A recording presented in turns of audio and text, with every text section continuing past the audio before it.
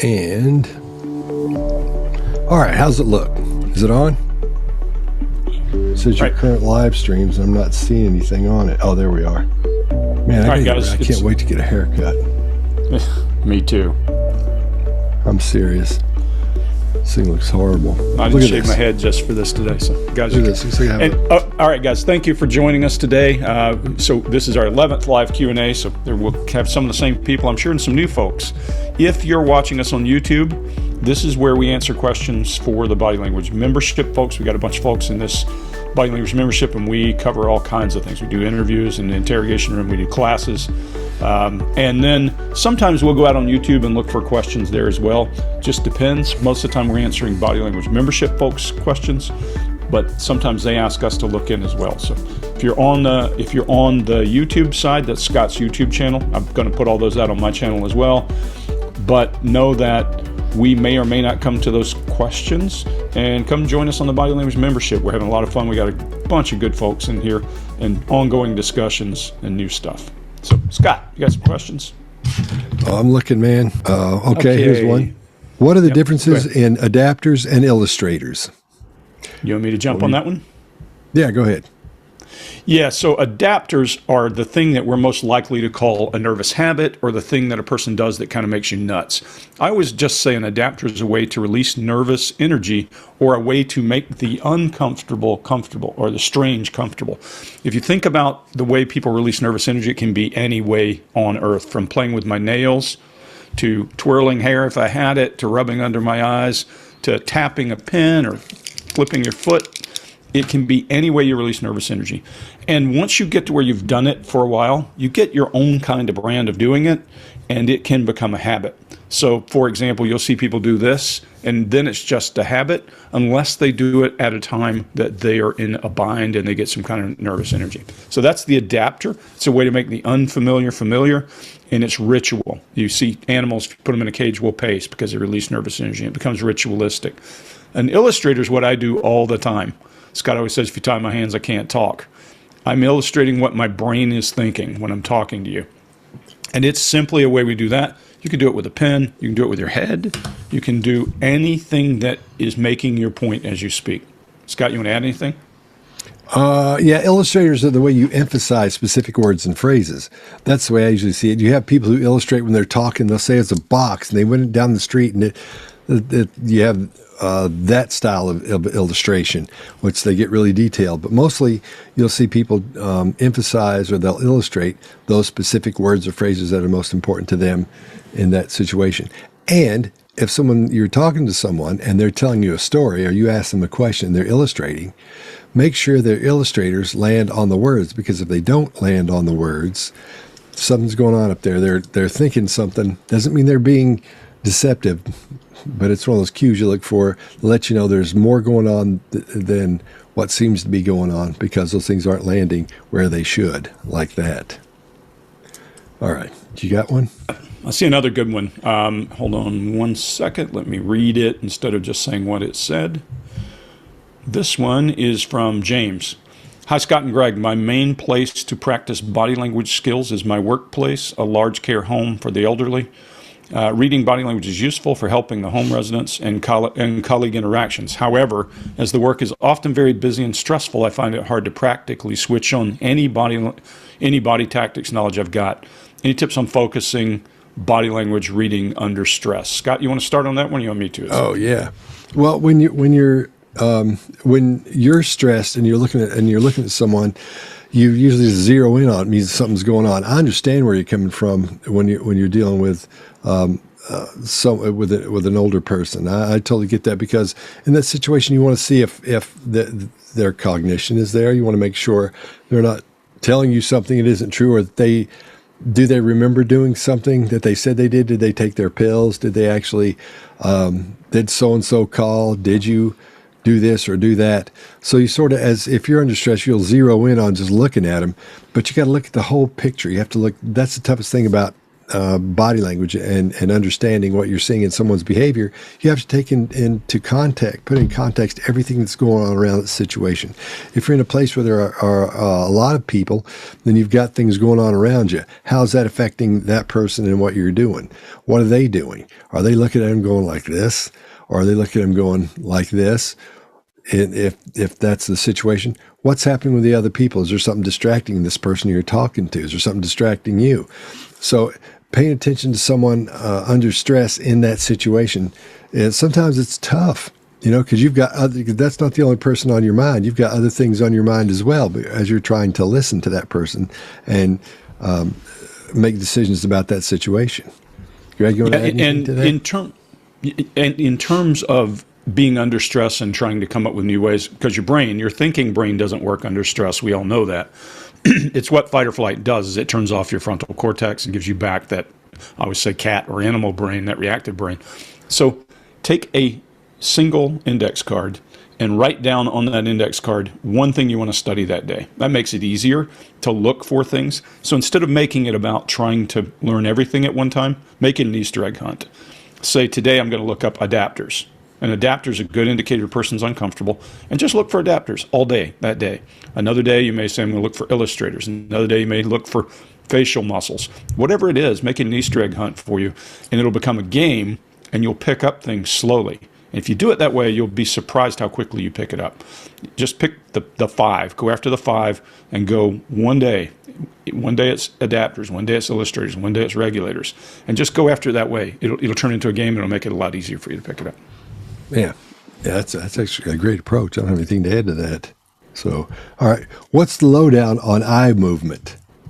Ken asks. So okay. Here's where Greg and I started.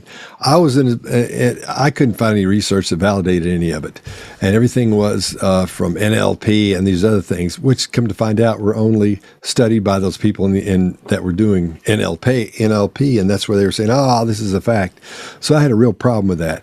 But come to find, and Greg and I actually started studies at the University of Louisville on how the brain and eye movement, what's going on there with the fMRI. But then COVID, like that week hit, and everybody got locked down, so we couldn't do anything anymore. Hopefully later on this year, we're going to get to start that up again.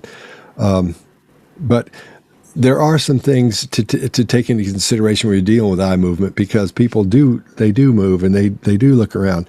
You'll see when people's eyes are darting, they're processing a lot of times threatening information, or they're thinking about something that's really, really, really important and has a lot of things going on. But just because somebody looks up here doesn't mean they're gunning to one side of their brain and it means they're lying, or they look down here and it means they're telling the truth. Those things don't enter into it. However, from an emotional standpoint, there are some things that you can consider going by. Greg, you go from there. So NLP is not wrong. NLP is a thing. And what you have to do is you have to learn to look for a baseline for that person. Our eyes move around when we're thinking. And I'm going to give you some examples. I'm not going to tell you what your eyes are doing, although there's some pretty good patterns that you can pick up. But you have to be good enough to ask the right questions. If I ask you a question about a concert, I'm asking you about sound. I'm asking you about noise. I'm asking you about smells. I'm asking you about feelings. And your head is full of lots of places your eyes are accessing for information. Your eyes are moving around, and we don't know enough. There's plenty of MRI, and I can find fMRI photos and put them up here that I've used in my classes in the past to show you that when you're reading words, certain parts of your brain light up. When you're recalling sounds, certain parts of your brain lights up. Now, the correlation between where your eyes go and that part of your brain is what we haven't proven, because we've not used a combination of tools to prove it. But what I do want you to know is I'm going to ask you questions, and I want you to pay attention to your own eyes. I can't see you, so you don't have to worry about giving anything away. But as you answer these questions, pick your favorite song in the entire world and think of 5 words of that song, and watch your own eyes. And your eyes probably went somewhere between here and here, and either left or right. That's usually what we see. Now, that's just one data point. Songs can also have feelings, and that can force you into a kind of a downright accessing. What we find, the closest I ever come to absolutes, when people drop their head down into their right, they're usually in an emotional state. meaning their eyes drop down to the right. If they do it long enough, because their head also goes that way, and they move their body differently because you got 13 pounds of dead weight sitting at the top of your neck, and it moves the way your body operates. So pay attention to your own eyes, pay attention to other people. That was just a sound. Let me also ask you this. Describe your first grade teacher. And if you think of that for just a minute, your eyes are going to go somewhere else than they did when you answered the lyrics question, because somewhere in your head you're processing something differently. Now, those are very single sensory channel questions, so very easy to take apart. When you start adding back other things like emotions, when you add back other things like sounds and, for example, a car wreck, then it's a festival of things going on. So you got to be very careful when you ask those questions to get to a clear answer. And that's the case with everything we do. Body language can be all kinds of things because you're asking the wrong question. If you ask the questions concisely, you'll get a concise answer from body too. Hopefully that helps. All right. Here's one from Kate, and she says, when you started out, did you find yourselves noticing your own body language habits, pronoun preferences, tone changes, etc.? Well, when I first started getting into this, I was a little kid, so those things didn't come into. Literally 6 or 7 years old. So my father was explaining these things to me, what we knew so far about human behavior. I became interested in it. So back then, I didn't think about the way people talked or the approaches and things like that. It wasn't until I started learning about interrogation and getting into that where I realized you had to watch what you say and construct your sentences to get that person thinking down a road you want them to think down or go down, so they will give you the answers you want, or get them to open their head up to accept what you're saying and to structure the way you ask someone something. They'll structure the answer that goes with the way you ask the question. I know that's hard to explain. Can you explain that part a little bit better than me, Greg? Yeah, so the big thing is, no matter how much body language I know and how much I know about what you're doing, I still have to ensure that my body language is received by you. Part of the reason my hands move and all that big movement is because I'm sending a message intentionally. I didn't always move my hands like I do now, and that's a learned thing from teaching and from being in front of people most of my life. I've had very big conferences down to very small, and you get your point across more effectively that way. So even things that we typically associate with body language that other people are using that means something, we may not hide that because we're trying to get a point across. I would never do this, not because it means anything, but because I know other people think it means something. So yeah, I've always been keenly aware of my body language and pay attention to that part, because even if I know it doesn't mean anything, the other person may not. Things like closing your eyes when you're talking and those kinds of things, people may or may not know that means anything. But they certainly have ideas about this, and they have ideas about eye movement and breaking eye contact. And so you have to make more eye contact when you're trying to convince someone, because they don't know that it means anything. Yeah. Does that make sense?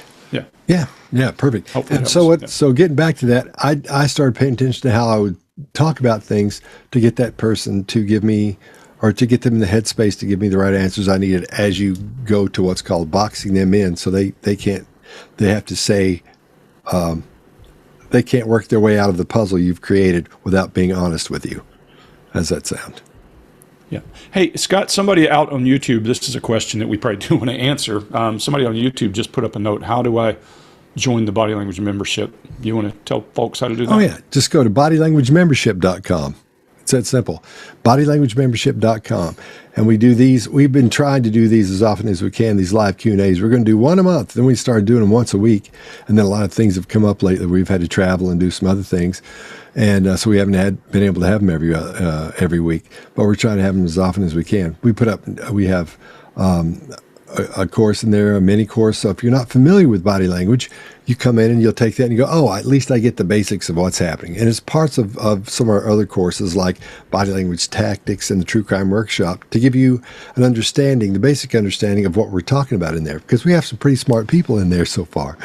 And people that just want to learn, that want to go in there and read. We have a whole lot of people that just sit there and lurk, but we have a whole lot of people who are really smart who get in there and understand human behavior, and we'll talk to you about it. We have attorneys, doctors, actors, musicians, comedians. We have all kinds of people in there. And if we could tell you who is in there, because, it'd be rude if we do. We said, guess who's in here? That'd be rude. Yeah, you'd be surprised who's in there. Yeah. Yeah, but we do have some people that you'd recognize their name. If I said, they go, "Wow, you're kidding." So that's what I say too when you see them pop up and they go, "Hey, I'm in here," and it's like, "Holy smokes!" Yeah, But they don't a couple use of really their good folks. real Yeah. names. Yeah, Yeah, and we got people from every walk of life, guys. That's the cool part here is that they get to talk to each other and talk about what they're experiencing. But to me, I think you're right, Scott. If you said, "Hey, this is that person," people would oh yeah, be excitable. But yeah, guys, I learn every day. I appreciate the conversation. Matter of fact, I put in something last week talking about how to actually use body language and the things I look at that we don't typically talk about on our show, because on the behavior panel, because there's just not time to talk about that specific kind of thing. So there's some classes and some things we talk about in here that we wouldn't otherwise. Just saw a great question, and I'll go back and read it rather than paraphrasing, because I want people to hear exactly what the person's thinking. Now I lost it. oh shoot. Just a second. I'll find it. Hold on. It's a really good one. Yeah, good. It's from Brian. Good morning. Just received the first time release of Gavin DeBecker's Gift of Fear on CD. Loving it. He narrates the book, keeps talking about intuition and how important it is to go with it.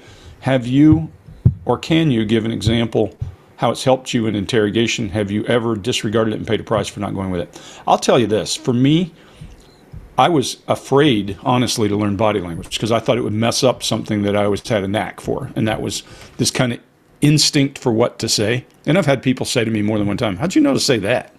I don't know. It just comes to you. And I think having that intuition, having that ability to use past experience in a way that is meaningful is powerful. And humans are wired for that. We are pattern finders first. It's the thing we do best. It's the reason we see pictures in clouds and the reason we see animals where they're rocks, that kind of thing.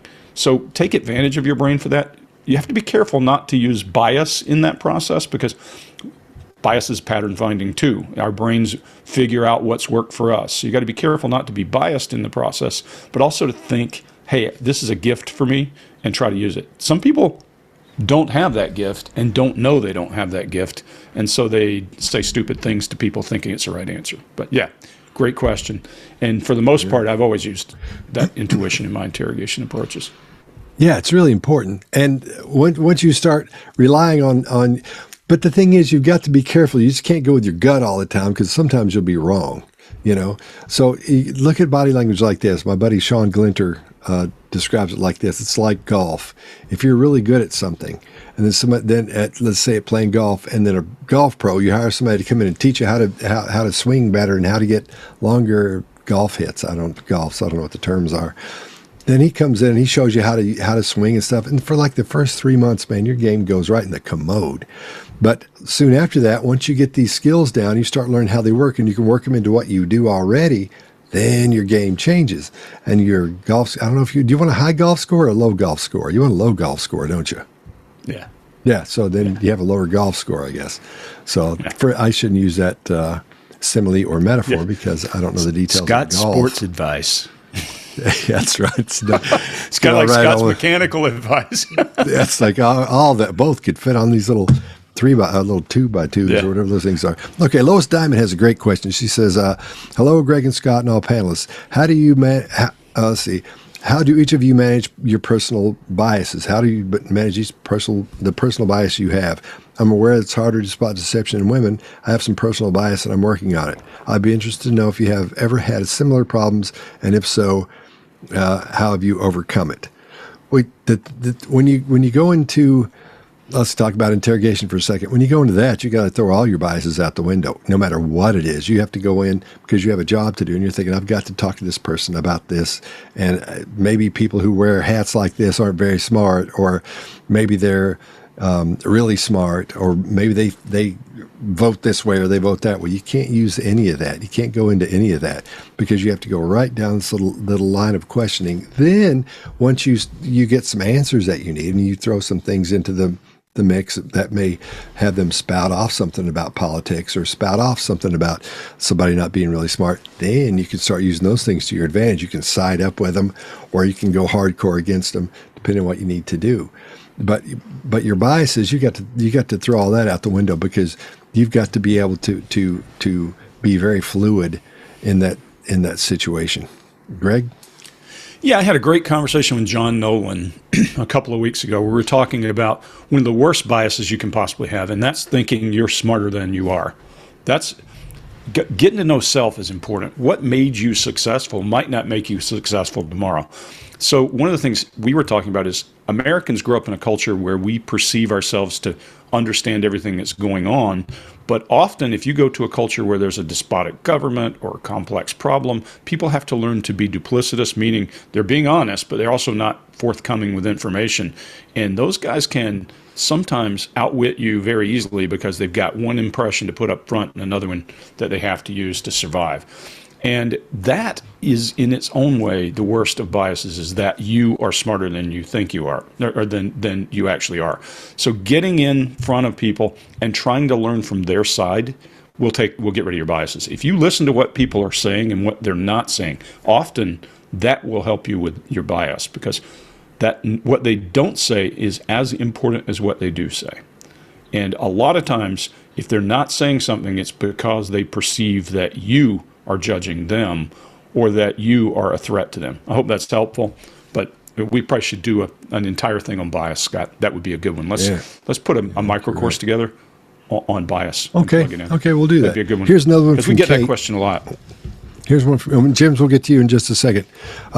Kate asks, how do you decompress after a tough interview? You cover some amazing content with complex but horrific cases. How do you keep yourself so mentally strong?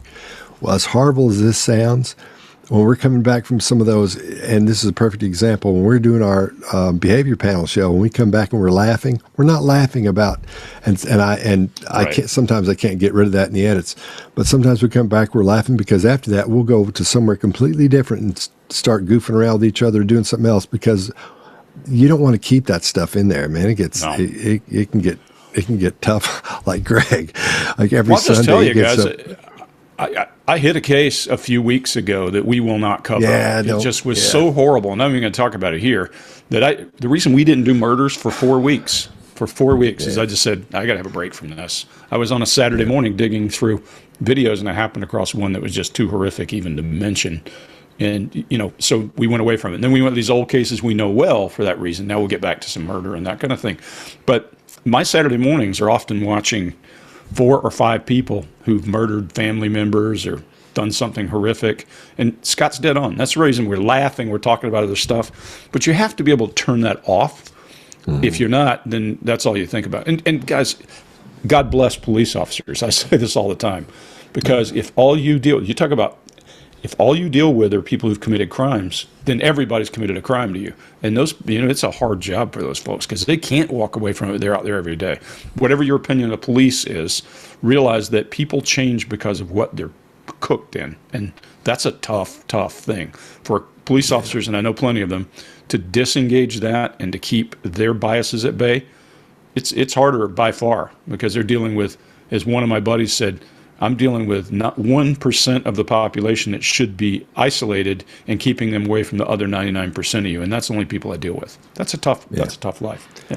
And hopefully that helps. When you're finished, for example, if you're doing an interrogation or an interview with somebody, like, for example, when Greg and I did one together, afterwards you're pretty much sitting around like this talking about what you think's going on, and I missed this. Did you see this? And no, here's what you missed or whatever, before you get to go look at the video or the replay or whatever. So there's a lot of that. Then afterwards is when then you can sort of get into the funny stuff to get your head out of that space, because if you don't, it'll eat you alive. So you got to kind of, once you're finished, I'd add one last thing. Our personalities are not, when we're actually interrogating, our personalities are not there. We are whatever you need us to be. So we're packed in, and whoever you really are is not there. It's not open. It's not coming out. So when you walk out of the interrogation room, all that pressure of packing down who you are comes unbolted. My best example of that is when I worked SEER. I will refer to SEER all the time because that's 8 hours a day of doing this. And we didn't swear in the compound, no cuss words, any of that kind of thing. And I can remember when, these are soldiers, young soldiers. We'd come out of that compound and it would sound like every other word was a swear word in the break room. And we just always knew that. We'd say, yep, anybody new, just get ready. Because when they come out of the compound, it's just going to sound like you know, there won't be any propositions. Or any prepositions. It'll be swear words only. So we just come back out of our shell when we come in. The one good story that goes with this, Greg and I were in a situation where we had just talked to somebody, and after we'd finished with that, it had been some pretty tough stuff had happened in this interview. And then afterwards, we knew that no matter what we did, there were cameras everywhere going to watch us until we left. And so trying to keep our heads together and not laugh or not start trying to get our head out of it by laughing, that would have been the worst thing, because we would have been seen as just the most monsters, heartless, psychopaths there were, because of what we would have been talking about.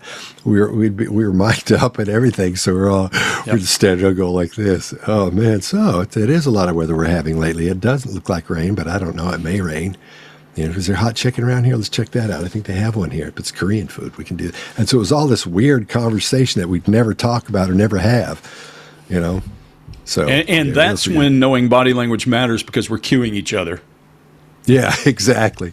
And both standing here like this, like you're doing a lot of that. Yeah. Okay, here's one from Jemima, and she says, "How do memory problems affect the way you read someone or ask questions?" And I'm assuming you're asking about the other person having memory problems. Greg, that might be one for you. That'd be. Yeah, I mean, some people just have a memory like a sieve. I have a good friend who would always say, I have a memory like a sieve. I don't remember facts. What you have to do is take it into account. It's their baseline, right? If you're asking questions and they can't remember, I'm assuming you're not talking about with dementia. Dementia is a different story. But a person who just can't remember, because some people don't have great memories, then you just have to ask the kinds of things that they hold on to. Those people are usually big chunkers. By that, I mean they're going to remember the big stuff and not the details. I know plenty of people like that.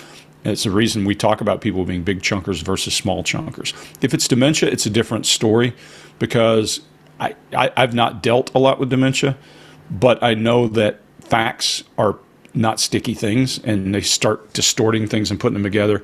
And, that's an entirely different story. How you deal with a person in that case is more of a medical question than, an interrogation question, because we wouldn't typically have those. I've dealt with people with mental disability, and that can be tough, because you got to figure out how they put words and sentences together and that kind of thing. And the worst was in the Middle East, in Arabic. And even, the guys who spoke Arabic were going, I'm having a hard time keeping up with this. You're just trying to find out information about something. Hopefully that helps. Somebody on YouTube said that the Pence Fly body language breakdown was a good example of getting away from the bad. Exactly. We needed something fun. Yeah, we needed something fun. Yeah. Mark's idea, guys, I think. It was. I think it was Mark's. I remember it was a funny thing to do. We had a great time with it. We had a hard time not busting up. Yeah. So if you want to join Body Language Membership, just go to bodylanguagemembership.com. And it's a community that's specifically for people into body language and human behavior. And you learn so much. Actually, I've learned a lot in there. People post so many things that I haven't seen or not aware of. We've got people post studies in there even. It's not just for that kind of thing. But you can learn a lot in a lot of ways you wouldn't expect to learn about human behavior. From people who are talking about it, from people who deal with it. From, let's say, an actor's perspective, you hear them, you don't realize who it is, but you realize they're talking about someone, how they approach something, and how their acting has changed since they've been in there, because they understand how to look. They understand what the grief muscle is, and so instead of just doing this, they try to create the grief muscle. And some of there's one or two in there that have actually been able to do that pretty good, which is I think phenomenal. Since I can't do it. I tried. I can't. Anyway, Greg can't. Yeah, well, show off. But yeah, I can't. I just can't do it. Anyway, so it gives you'll get a better idea of how to approach people in sales situations. If you're getting ready to buy something or sell something, if someone's being, like for doctors, a lot of we get questions about, they understand pain. For example, there's no way to fake the pain of a kidney stone. Somebody comes into a hospital and they're like, I need something for pain. What's the matter? I got a kidney stone. Well, they don't have a kidney stone. If they come crawling and crying, looking like they've been shot, then they go, I don't know. Maybe it's a kidney stone. Yeah, whatever. Just stop it. They don't say, I need a specific drug to stop this. They go, just stop it. Shoot me. Do something. So anyway, back to my point. learning in there it's really easy, and you'll learn a lot in there, I would think. Sam asked a question specific to me. He says, my parents are ex-military, so I'm a bit curious. Greg, how did you find your transition from military to civilian life? Did you know what your career path would be after leaving? And did you know it would involve body language? No, not at all. It's the funny part for me is I left the military because I just wanted to find a new way to make a living. I actually was in law school and didn't like law school and thought I got to find something. I just said, I went and tried a construction manager job. And I managed construction for 2 years before I moved off to be kind of a construction management guy for the company. But the books came out of, I was building public schools, and it was August. I'll never forget this. They sent me to some project management simulation, which was interesting to say the least. And it was really just role play. They called it Project Management War Games. And I was so frustrated because it's the middle of summer and I'm trying to get my jobs completed that I just manipulated everybody in the game. And the guy running that was a guy named Michael Dobson, who is a pretty well-known author. And he came to me and said, you got to write a book. I just watched what you did to people. You got to write a book. And I said, yeah, whatever. And so for 2 years, he came and tried to get me to write a book. And he finally introduced me to Marianne Korench, who I've written all my books with, except for the one Scott and I are working on right now. And we connected, and that was the beginning of 10 books. So I never had a plan for it to go that way. It just kind of worked. Yeah, just kind of went that way. And there you go. So yeah, I didn't have any idea. I found it easy to transition. The only thing I had a difficult time, and your parents will, is if you're a military person, you have meaning to everything you're doing. When you wake up in the morning, you know why you're doing what you're doing because you're there to protect the country. If you leave that and go to construction, big difference. There's meaning. Everybody gets their meaning from different places. But if you came up through the construction business, you'll see the meaning in the construction business. If you came up in the military, you won't see it when you get out. It takes a little while to be comfortable with working at something that may not have the same level of meaning. Hopefully that helps. You've written 11 books, though. You've got 11 books, not 10. Have I? Yeah. Do I? Okay. So see if you can name them. Let's do that. Let me put you on the spot. I'll have to go look. Yeah. Let's see. Come on, what do you got? I did Liar. Liar counts twice, so I can count that. Okay. I did. Tell them why. Because I did revisions. Yeah, I've got a revision. I updated Liar. I wrote Liar in 2005, and so things changed. The world's changed since 2005, so we adapted for modern technology and all that kind of stuff. I did a book called I Can Read You Like a Book, Art of Body Talk. Book. Yep. What else? A dating book called Date Decoder for Women. Get People to Do What You Want. Body Language Handbook. Business. My business book. The Most Dangerous Business Book You'll Ever Read. I forget. I'll have to go look. Well, take it from an author who's written one book. Greg, you'll be able to remember them as you go along. So that's from the depth of my authoring one. Well, my most fun one was probably Liar was fun because it's new and you try to put everything between those 2 pages because you don't know if you'll ever write another book. Probably the most fun I had was putting together the business book because it's things I learned from working with Navy SEALs, from working with negotiators and all that, and taking it into business. Had I not worked in corporate America, I wouldn't have been able to write that book. So it was a good thing. That's a great book, man. I know a lot of time saying that, but that is a good one. No kidding. That was the most fun to write, I think. Yeah. Thanks. That's a good one. All right. What other questions we got? Sorry, guys, to get off. I got one. Here's one from Brad. Scott, how did you use body language in the music business?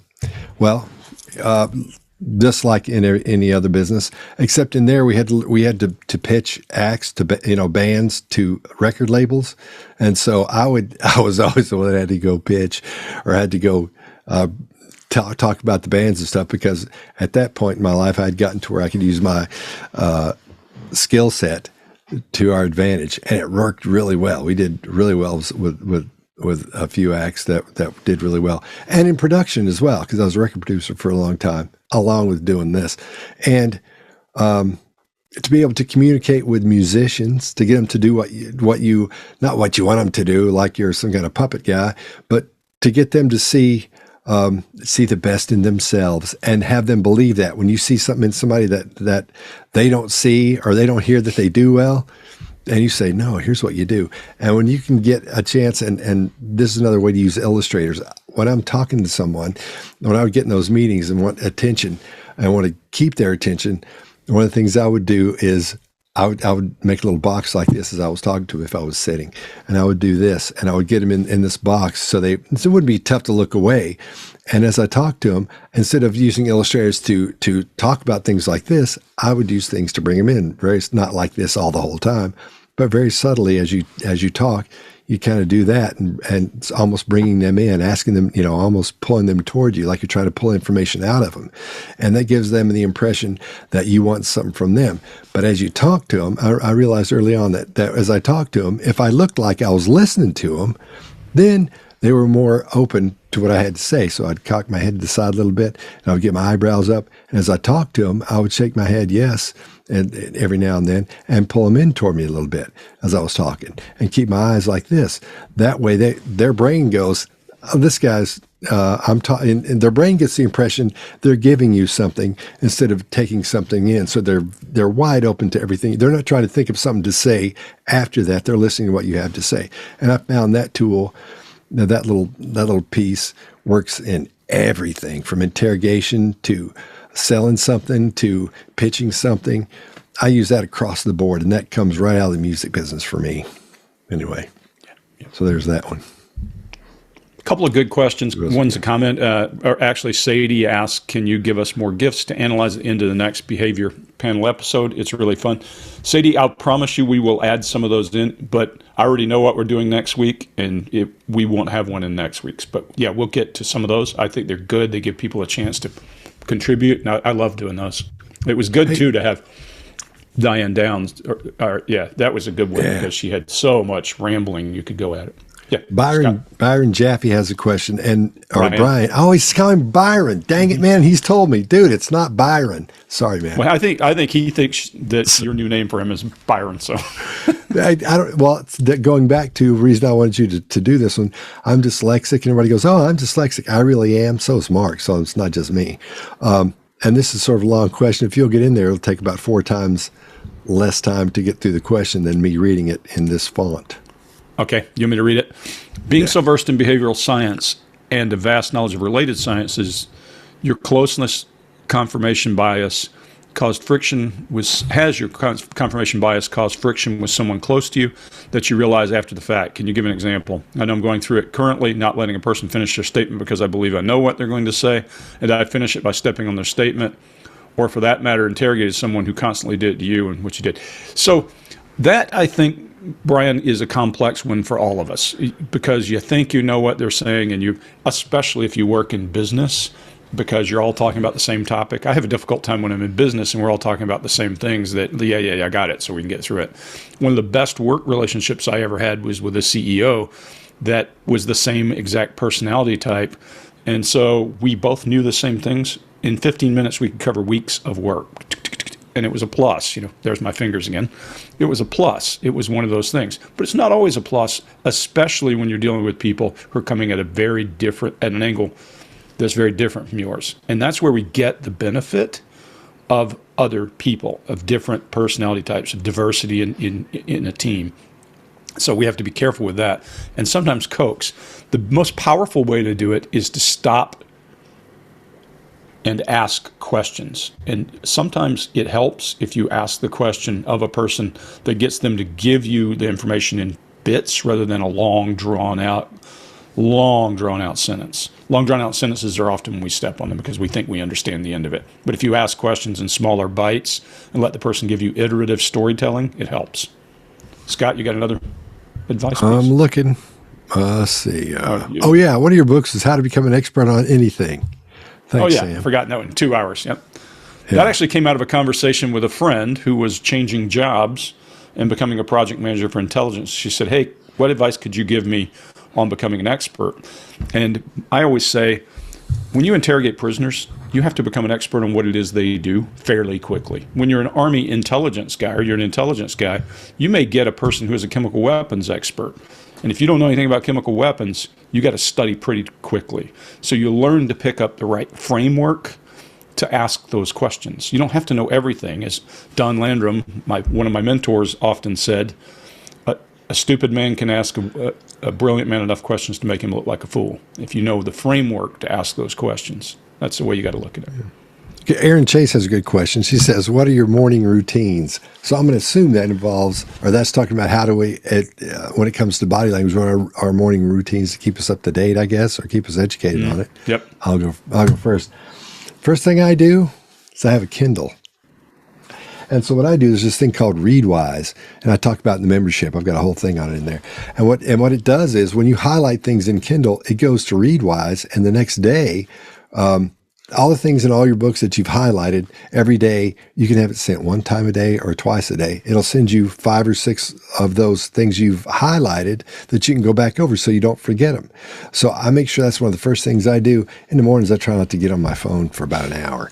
So, but that's the first thing I read when I get my email, because I know there's going to be one in the morning, one in the afternoon. So I go through things that may be something from a year ago or 2 years ago, but it grabs things that you've read in the past that you've highlighted and sends them to you from your Kindle. So I like doing that. Then I eat breakfast, which is usually 2 pieces of rye toast with peanut butter, raisins, and cinnamon, and turmeric on it. Greg, what do you have for breakfast, man? What do you eat every day? It depends. I won't go that route. I'll just tell you what my days usually look like. No, if I'm home. tell me what you eat for breakfast. I've seen you eat breakfast, but I don't know what you eat every day. Some kind of animal product. It's going to be something, meat or eggs, because that's just how I'm wired. But my morning You don't have the routine, same thing every day? No. I'm just not wired that way. I know you are. You're an oatmeal kind of guy and that stuff, but Yeah. not me. No, I don't like the same thing every day. But I do, and my morning routines are the same way. They're not consistent. It depends on what I'm working on that day, whether I'm working on business stuff, whether I'm working on body language stuff. Depends on the day. And then my Saturday mornings are just sit in front of this laptop and watch 4 or 5 videos on double speed at the same time until I find something I like for us to use in the behavior panel. My normal routine, though, because I don't live in the city, I live in the country, my normal routine involves dogs, going out, checking the dogs, making sure they're all okay. My little dog in the pictures actually is she stays on the deck. I have to take her out. And then I have to feed horses, check the farm, those usual things that you have to do when you live in the country that you don't do when you live in an apartment or a condominium or a house in the city. So I've got all that to deal with. And then as of late, we're doing some house improvements. So that's been unfortunately, a big part of my my routine. Yeah, but you do all the improvements yourself. He knocks out walls and floors and stuff like that. No, this particular one, I've been dealing with a vendor, and it's been painful. But yeah, but you wire things and put in conduit. Yeah, that part I can do that. Yeah, conduit. There's Scott's word in construction is conduit. It's the only word I know. It's the only construction word I know. Let's see. Hey, Lisa has a great question. I have a colleague who pats my upper arm every 10 seconds or so when they're talking to me. It's a firm pat on the upper arm. I'm giving them eye contact when they talk to me, so I don't understand why they pat me. I find it a bit weird, as all it achieves is me looking at their hand and back at them. It feels a bit intimidating, and I don't know how to make them not do it without telling them. Well, and there are a couple things you could do. Number one is you got to pay attention. Do they do it to everybody? Everybody? If they do, then it's just who they are, and it's going to be hard to break. If they only do it to you, you might try one of Ekman's universals. Wrinkle your nose, just kind of do a disgust move, because they can recognize that. You don't have to be a body language expert to recognize one of the universals. They're actually Darwin's and then Ekman's, but you could try that. Just be careful you don't offend the person too much if you don't want to. But if they're doing it to everybody, you're going to have a hard time breaking it. If it's just try Ekman. Yeah. Or as soon as they do, if you'll grab it and then you'll put your thumb under their thumb and you bend it back, you'll feel it pop out of the socket. Once you get it, you hear like a little pop, and their face will go as they look at it, and they'll never do that to you again. That's from MMA rehearsal. Yeah. That's I don't know. Scott watched Bruce Lee last night. Have you ever seen a Bruce Lee movie? Have you ever watched one of those? Man, they're really good. I don't know anything about MMA. I'm just kidding with him. As if you couldn't tell. Let's see. You got a good one? Hold on. Let's see. Here's one. Can a person's baseline change over time due to their environments? For example, if someone from Europe moving to a Mediterranean country where illustrators are bigger. Yes. Yeah. You can, Greg's, go ahead, Greg. I'm a South Georgia boy. For you. I'm a South Georgia boy. I mean, everybody talks like this. They've used their hands a little bit every now and then, but I'm also an Army guy, and I joined the Army. My first assignment, I was briefing, in processing people. I got bigger movement. The Army is the single best indicator that it works. What happens in the Army is you go to basic training and they put an alpha that you are to emulate. And that alpha moves a certain way, and you learn to move a certain way because you get rewarded for it. When you move into a new culture, when you move overseas, if you don't move and talk like they do, then it's harder to communicate. So you pick up a lot of that. Some people are better at it than others. Some people are worse at it than others. But the key is, no matter where you move, reward and punishment is a great thing for humans, and Maslow's hierarchy is a great thing for humans. So you're going to have to belong, and to belong, you got to move and sound and talk like the people around you. So yeah, all of us change our baselines. If you met me as a 16-year-old, or take it back further, before I started any kind of military stuff, if you met me as a 12-year-old or 13-year-old kid, I was nothing like I am now in terms of movement and body language. Yeah, and I had hair, a lot of hair. A lot of hair. Here's one from Charity Burnett. And hi, Charity, how are you? You're on here all the time. You're everywhere.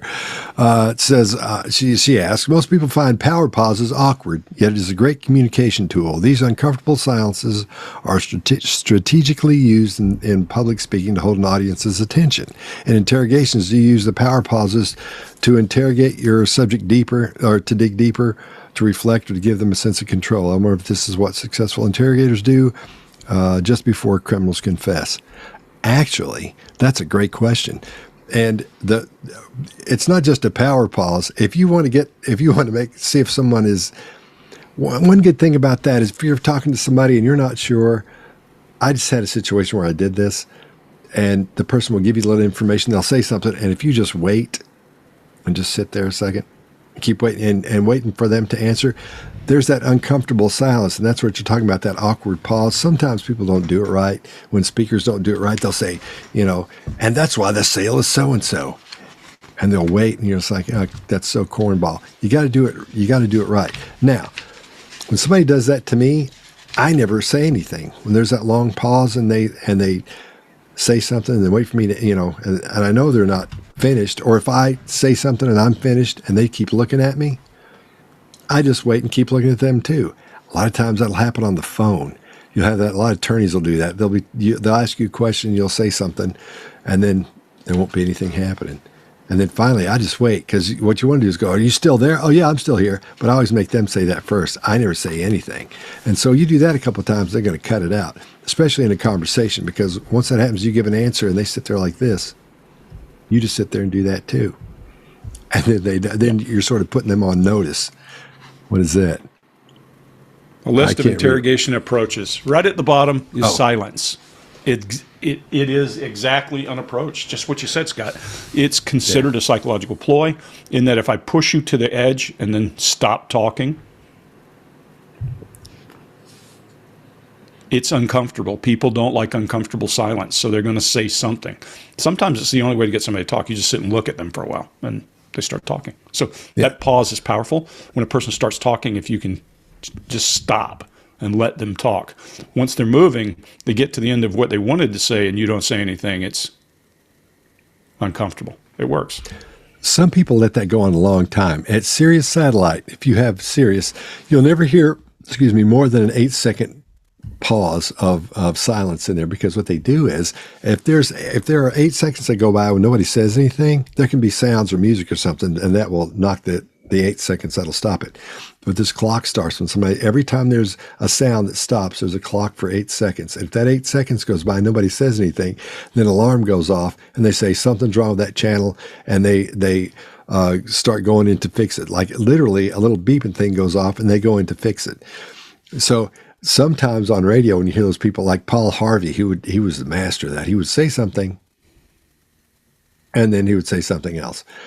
These days, you got to be real careful with that, because I don't think anybody will wait. 8 seconds is actually a long time to wait, but sometimes people will do that. I've waited over 8 seconds before I've said anything or the other person has said anything in in a situation in an interview. So, but anyway, so that's a little.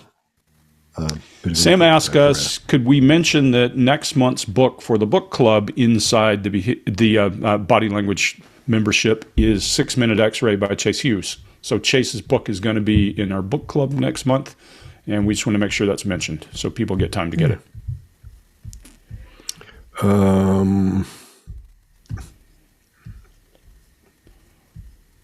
While you're looking at that, I'm going to flip over and look at this one for a minute and see what's going on YouTube. I haven't read through this yet, but here's another from Brian. Of all the movies or TV series you've watched, what would be the one that's closest to the truth? Their tradecraft, etc. Gavin Stone says it's Burn Notice. I don't know what that question means. Yeah, he's saying which, if you're watching Interrogation, if you're watching any of those, if you're looking for whatever tradecraft that we're using in the business, which show gets it right? Well, most of them, honestly, Interrogation itself is not real sexy. I mean, it just isn't. When you get it right, it's a lot of just talking, and you won't even notice the subtleties. I'll say there probably been a few shows out that did a pretty good job of it. A few movies have done a pretty good job. But most of the time, it's just not there. And when you talk tradecraft, you're specifically talking about stuff that is done by counterintelligence guys, and that's a language, that's a nomenclature for them. And that stuff's all classified. So even if you know they're doing it right, you're certainly not going to tell anybody they're doing it right, if you get what I mean. If you want to see how boring you can get sometimes, go watch the interview that Greg and I did with Don Wells. Sometimes that gets really boring. I mean, it's interesting to understand for those questions and stuff, but when you see what's going on there, you understand why it's boring. Then you go, oh wow, that's pretty cool, I would think. But unless you know what's going on, man, it looks horrible. And it just looks just like a yawn most of the time. It's just a conversation you're having. Yeah, if it looks like they're screaming and yelling, it's not usually the way it works. All that stuff that you see in the movies. Matter of fact, there's some great examples of botched interrogations because the guy didn't know to just shut up and listen and pay attention. Somebody asked a great question earlier that led me down a path. When we talk about pre-confession body language and you talk about silence, that silence might or might not be the right answer depending on the person. But when a person gets to the point where they're going from all balled up to their head dropping down and to the right, and their body language opening, you get quiet. You don't get silent. You move up and you make physical contact with that person. Typically, you put your hand on their leg or hand or something and say, Scott, it's okay. We all make mistakes. It's okay. Now's the time. And that's it. That's all you got to do. Because they make contact and then they leak a little information. And once they start, you need to get quiet and listen. So that was a great question.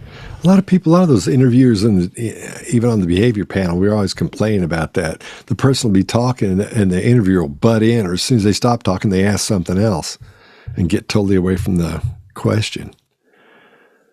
Let's see here.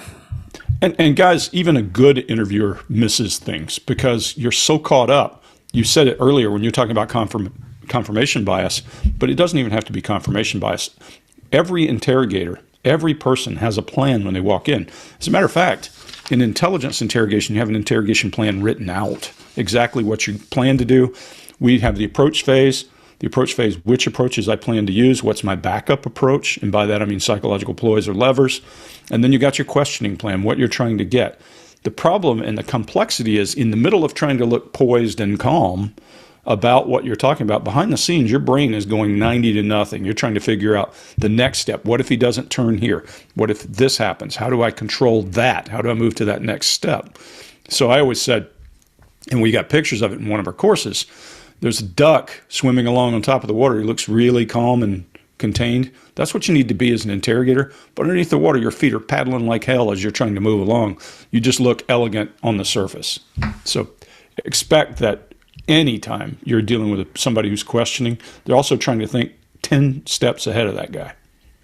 And by the way, this is back to the Nolan conversation. The other guy is trying to think 10 steps ahead of you as well. So don't worry about it. It's everybody's playing the game. It's a chess match.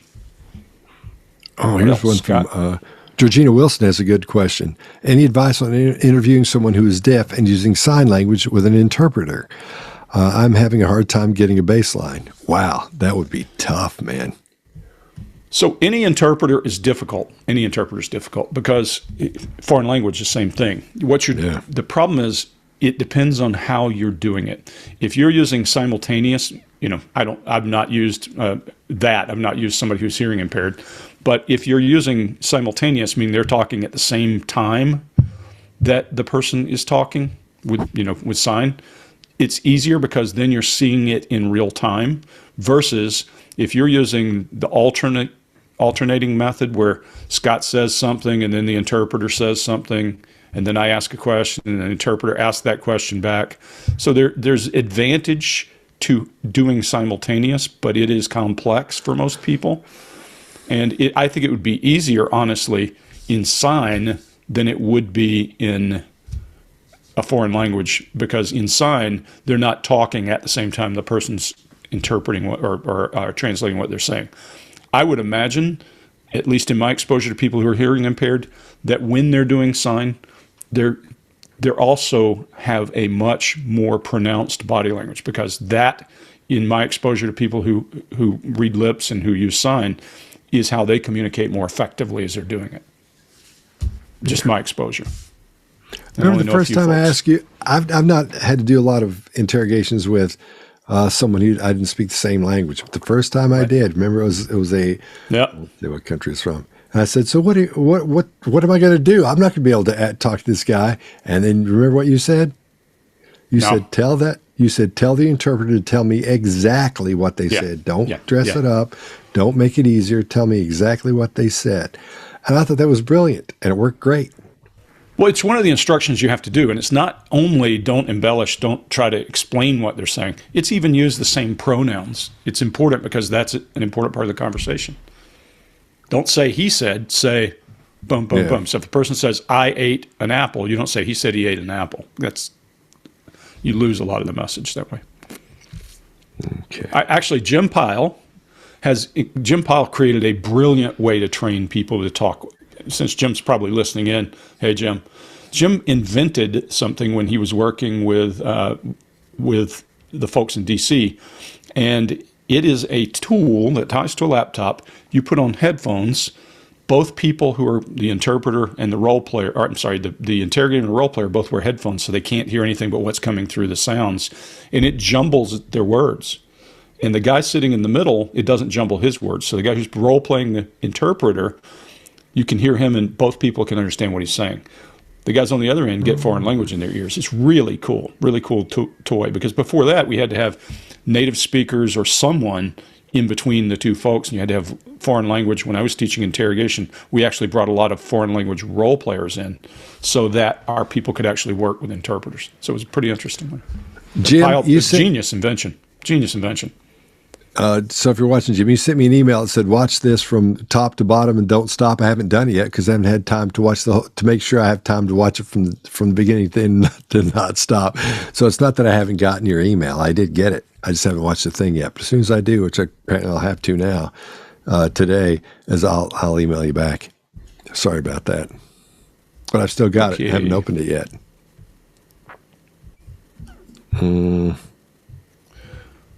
We're coming up on Aaron says, I use sign language so often, and I see interpreters on TV that are not saying what the person's saying. Yeah, Aaron, I think that's a problem with all interpreters, whether it's sign or it's foreign language.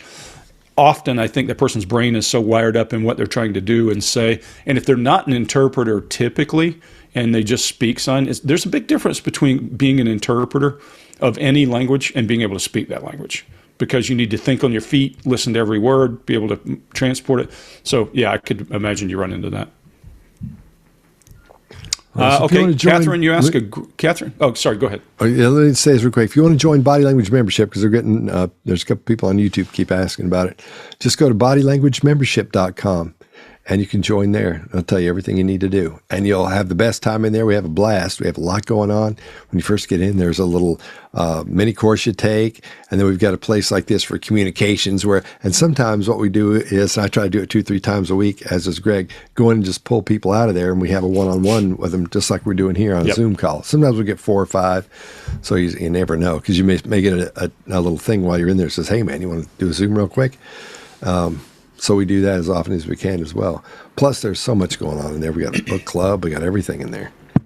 Yeah, and lots of folks from we said earlier, from every part of life. So it's interesting. We get different viewpoints, people from different countries, people from different cultures. It helps. Catherine asked a great question. I'll answer this one. What could be reasons that, and Scott, you can too, reasons that someone has an asymmetrical style other than duplicity? I notice when I smile, it's always a bit lopsided. And since watching Behavior Panel, I'm really self-conscious about it. I don't want to meet a panelist on the street and be accused of being a trickster. Great question. I'm a half smile kind of guy myself, so you don't see it often. I don't smile as much as some other folks, or as big as some other folks, but it's genetic. My dad did it. My grandfather did it. I'm sure his father did it. You can see it. It's kind of a half smile. Amusement. Only when I'm really, really smiling do you see like all the big toothy smile. So I wouldn't worry about it. It's your baseline. And I wouldn't worry about the folks in the behavior panel or any of the panelists thinking that you're doing that, because they know to look for baseline. And remember, nothing means anything in a vacuum. So, but great question, Catherine. And that's a family trait for me. My dad's brothers did the same thing. He has one brother who is a half brother, and he did exactly the same smile. Great question. All righty. You know, we're up on an hour, man. So let's do one more and get out. Aaron, thanks for that note about Don. I communicated yesterday over to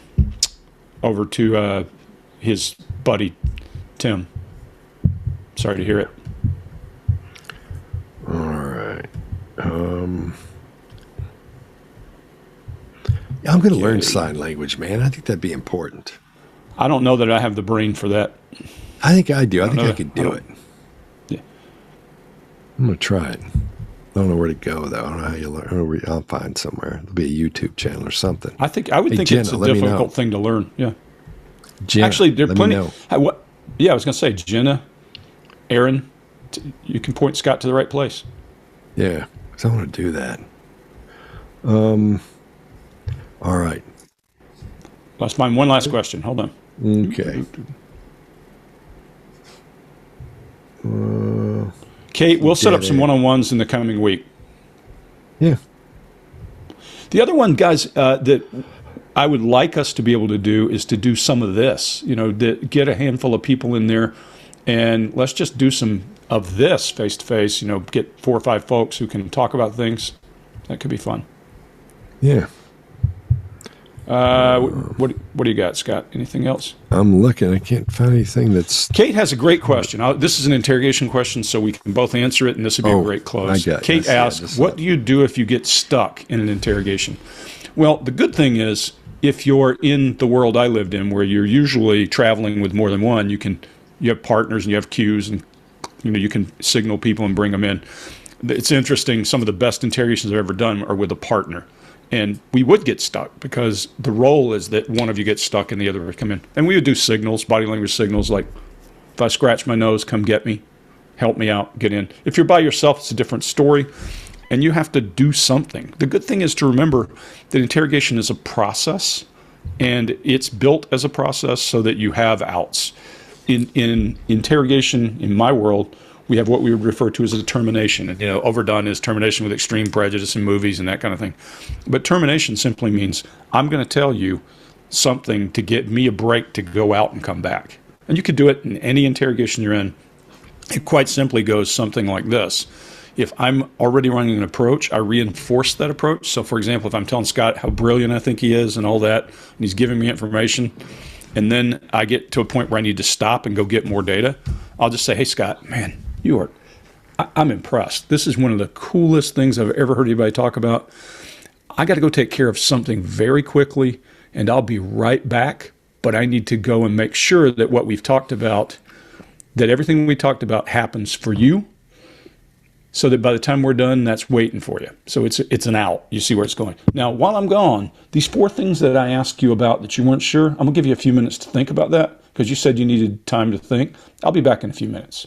And that's the way we get out of it. We walk out, we come back, and at the end of the interrogation, we do exactly that same approach. And we say, hey, Scott, and even if we're keeping them and they're locked up, we say, hey, Scott, I gave you some things that you can't quite remember, so why don't you take that overnight and think on it?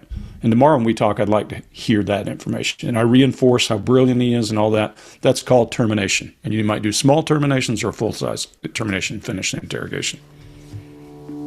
All right. All right. Well, thanks for watching. And if you want to join Body Language Membership, just go to Body Language Membership. We have the best time in there. There's a lot going on, and you'll learn. I think you'll learn a lot more than you think you'll learn because there's other people that are interested in human behavior just like you are. So come on in, and we're in there all the time too. You can ask questions, and you can learn a lot. So, Greg, you got anything you want to add? Yeah, the only thing I'd add is, guys, remember to tag us if there's something you want us to weigh in on, and we look in there. We're in there all the time, but we may get burrowed into one topic and not notice. But if you tag us, we'll see it. We'll come right in and talk. And yeah, if you're not a member, come join. We're having a great time. We got some folks in here who bring things to the table that we're not even aware of. They bring in studies and bring lots of questions and complexities because they go out and do this during the day and come back and say, hey, here's what happened. And then we get to weigh in and all of us learn. Thanks for your time. It's been great. Thanks so much. And we'll see you in Body Language Membership.